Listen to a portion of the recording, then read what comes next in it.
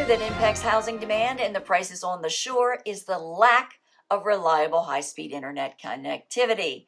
It's Friday, July 5th, 2024. I'm Kimberly Barton, broker-owner of Kinetic Realty. This is the Maryland Eastern Shore Report.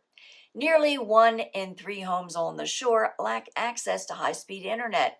A new report issued by the FCC states that in order for households to fully participate in today's modern society, internet speeds must be upwards of 100 Mbps.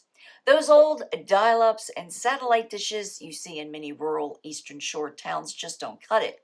In fact, even those who use 5G connectivity services are only running up to 35 Mbps. Homebuyers who work from home are seeking connectivity that will support their work demands, streaming, gaming, smart home systems, and will avoid areas that consistently lack reliable and high-speed internet services.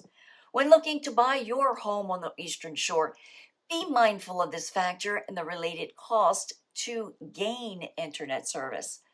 If you are a seller in an area that lacks this essential component for today's modern buyer, know that you are less likely to demand the same price for your home as one in a community with high-speed internet access. Inventory available on the shore is at 1,611 for this report, with another 94 expected to come on the market soon. 153 homes went under contract this report in 18 median days.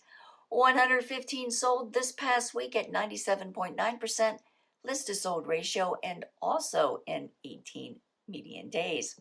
Homes for rent remain at 66 at a median lease rate of $2,100 per month. That's your wrap for this week's Maryland Eastern Shore Report for Friday, July 5th, 2024. Thanks so much for tuning in. Enjoy your weekend, and I'll see you next week. Take care.